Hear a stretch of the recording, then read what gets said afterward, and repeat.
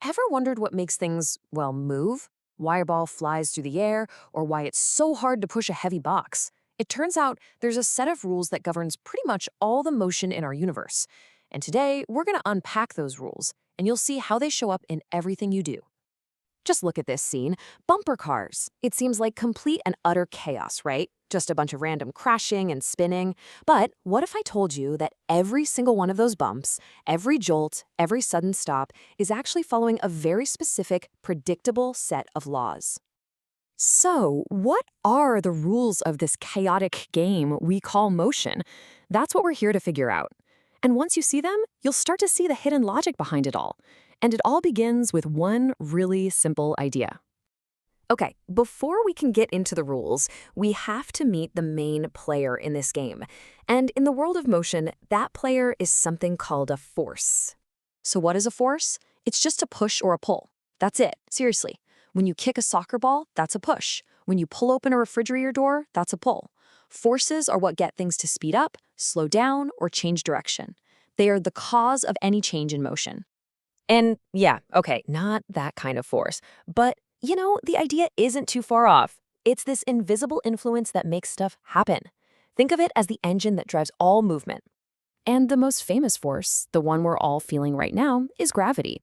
It's that constant, invisible pull that keeps you in your chair and the Earth orbiting the sun. It's a force of attraction, always pulling things together. And for us, that means we're constantly being pulled toward the center of our planet. You've heard this a million times, right? What goes up must come down. Well, that little phrase is a perfect description of gravity. You can throw a ball as high as you want, but gravity is always there, pulling it right back down. It never turns off. All right, so now we know what a force is. Let's get to the first big rule, brought to us by the one and only Sir Isaac Newton. This one's officially called the law of inertia, but I like to call it the law of laziness. You'll see why. Here's the deal. Objects are kind of lazy. They just want to keep doing what they're already doing. So if something's just sitting still, it's going to keep sitting still until a force comes along and moves it. And if it's already moving, it's going to keep moving in a straight line at the same speed forever unless a force stops it or changes its direction. That resistance to change, that's inertia. You have totally felt this. You're riding in a car, everything is fine, and then the driver slams on the brakes. The car stops, right? But your body keeps lurching forward. Why? That's inertia. Your body wants to keep moving, and that is the entire reason we wear seatbelts, to provide that outside force to stop us safely along with the car. Okay, so law number one tells us that forces change an object's motion. But how much do they change it? That brings us to Newton's second law, which connects all the dots between how hard you push something, how heavy it is, and how fast it speeds up. This one just makes sense when you think about it. If you want something to speed up really fast, in other words, to accelerate, you've got to push it harder. More force gets you more acceleration. It also tells us that the object's mass, basically how heavy it is a huge deal. It's way easier to move something light than something heavy. Think about it like this. Imagine you had to push one of these two video game characters to get them moving. Which one is going to be tougher? The heavy guy, for sure. He has way more mass, so you're going to need to apply a lot more force to get him to accelerate. The light character? Piece cake. And this whole idea can be summed up in one of the most famous equations in all of physics. Force equals mass times acceleration. F equals ma. Simple as that. And we measure that force in a unit called, you guessed it, newtons, named right after the man himself. So, forces make objects accelerate depending on their mass. Got it. But there's one last crucial piece of the puzzle. Newton's third law tells us that forces are never lonely.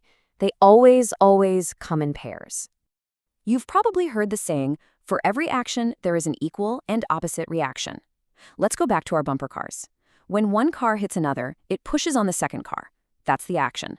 But at the exact same instant, the second car pushes back on the first one with the exact same amount of force. That's the reaction. It's how rockets fly in space. There's no air to push off of, so the rocket pushes hot gas out its back. That's the action, and the gas pushes the rocket forward, the reaction. And, sometimes the internet just explains physics perfectly. This isn't just a funny cat meme. It is literally Newton's third law. The action of one cat getting a little too close results in an equal and very, very opposite reaction from the other. All right, so we've got Newton's three big rules. Now, let's pull it all together with one final concept that makes everything click. the difference between balanced and unbalanced forces. Think of it like a game of tug of war. If all the pushes and pulls on an object are equal and they cancel each other out, we say the forces are balanced. And the result? Nothing changes. The object just stays put. But if one of those forces is stronger than the others, they're unbalanced, and that is when things start to move. Unbalanced forces are what cause acceleration. And tug of war is the absolute perfect way to see this. Look at that top picture. Both teams are pulling with 300 newtons of force. They're perfectly balanced. That rope isn't going anywhere. But now look at the bottom. One team is pulling with 300 newtons, but the other is only managing 100. The forces are unbalanced, and we have a clear winner. That's the secret to all motion, right there. So from now on, when you see a car speeding up, or a ball falling to the ground, or even just lean back in your chair, you'll know what's really going on. It's not chaos, it's inertia, it's acceleration, it's action and reaction. These are the invisible rules that run the show. So now that you know them, the real question is, where are you going to see them next?